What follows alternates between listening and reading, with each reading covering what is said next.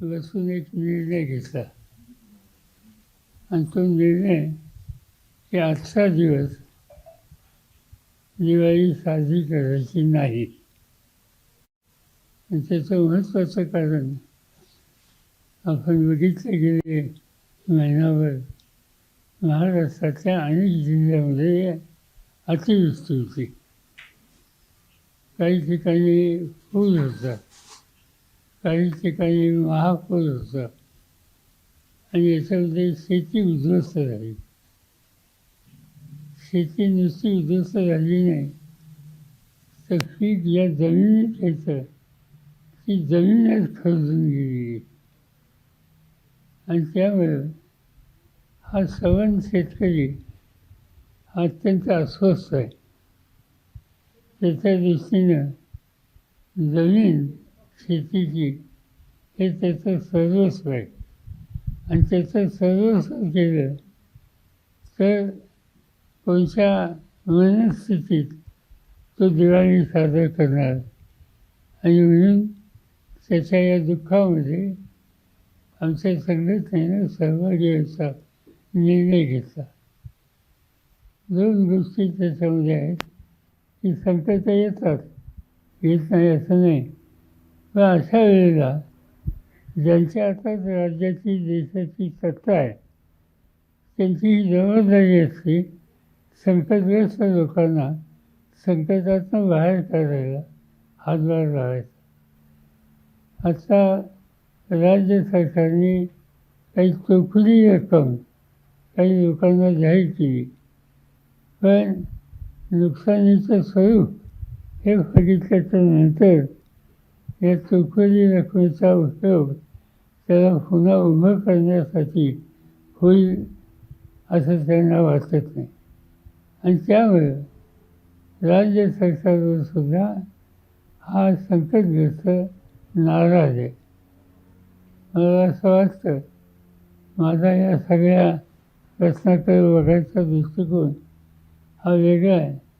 इथं मी राजकारण आणू इच्छित नाही, पण संकटग्रस्त लोकांना संकटातून बाहेर काढण्यासाठी सगळ्यांनी मिळून प्रयत्नाची पराकाष्ठा ही केली पाहिजे. आणि ती तयारी राज्य सरकारला आणि लोकांनी सुद्धा दाखवली. पण मोकळ्या हाताने मदत करण्याची तयारी आत्तापर्यंत दिसत नाही. त्यामुळं नाईलाजानं आजचा दिवस साजरा करायचा नाही असा निर्णय आमच्या संघटनेला घ्यायला लागला. मी एवढं सांगू इच्छितो की हे जे काही घडतं आहे हे दुःखद आहे, त्याच्यात अधिक भाषा नको. पुरंदरमध्ये शेतकऱ्यांशी संवाद साधला त्यावेळी शेतकऱ्यांनी मोबदला अजून आम्हाला डिक्लेअर झाला नाही, त्यामुळे नाराजी कुठेतरी व्यक्त केलेली आहे. त्याची तुम्ही संवाद साधला काय नक्की? मोबदला हा विषय नाही. त्यांनी जे विषय मांडले एक तर त्यांचं म्हणणं होतं ही जागाच बदला. आता हा निर्णय काही मी घेऊ शकत नाही, तो इथे अधिकारी घेऊ शकत नाही, केंद्र सरकारचा हा प्रश्न आहे.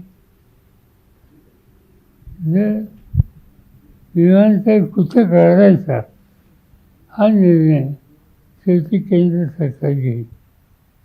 प्रश्न असा आहे की जिथं काढलं जाईल त्या सवन शेतकऱ्यांची शेती ही ताब्यात घेतली जाईल आणि अशा सगळ्या वर्गाचं पुनर्वसन आणि त्यांची नुकसान भरपाई कशी द्यायची, कशी दिली जाईल यासंबंधी या सवन शेतकरी वर्गाच्यात अस्वस्थता आहे आणि त्यामुळं विरोधसुद्धा आहे.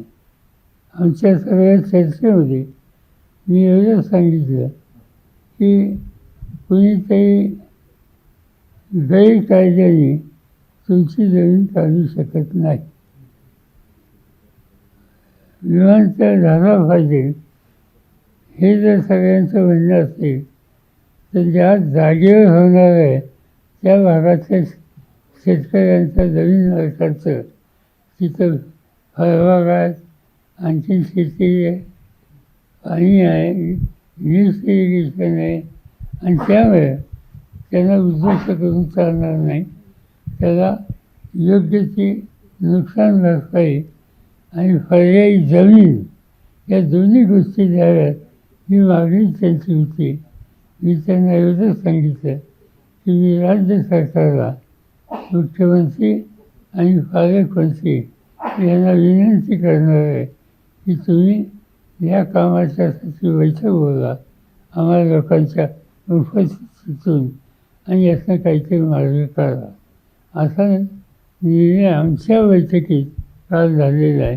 दिवाळी संपल्यावर मी मुख्यमंत्र्यांची वेळ घेईन आणि ते सांगतील त्यावेळेला याचा चर्चा राहील. साहेब, निवडणूक आयोगावर सर्व विरोधकांनी ताशेरे ओढलेले आहेत. निवडणूक आयोगाला उत्तर देता येत नाही.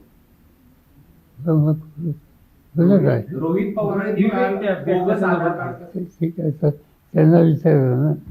साहेब, बिहारची निवडणूक आहे, कसं बघता एकंदरीत सगळीकडे तिथं मोठा मतदार यादींवर देखील मोठा प्रश्न निर्माण झाला. आहे तिथं आमचे सगळे सरकारी नाराज आहेत, कारण सत्तेचा गैरवापर होतो आहे. मतदार याद्याच्या संबंधी बराच घोळ आहे असं त्या सगळ्यांचं म्हणणं आहे. निवडणूक आयोगाच्या पुढे मानले, बघूया काय होतं.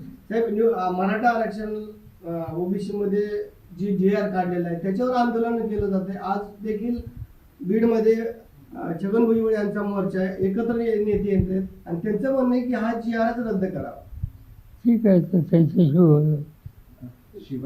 कर्डिले यांचं निधन झालेलं आहे. ठीक आहे, ह्याच्यात घालू वेगवेगळं.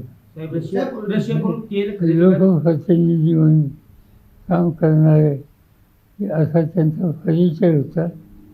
ह्या त्यांचं जाणं हे आकस्मिक आहे आणि त्यामुळे साहजिकच त्यांच्या कुटुंबावर, सरकारांच्यावर एक प्रकारचं हे संकट आलेलं आहे. परमेश्वर या संकटाला तोंड द्यायला त्यांना शक्ती दी अशी अपेक्षा सर्वांना जायची.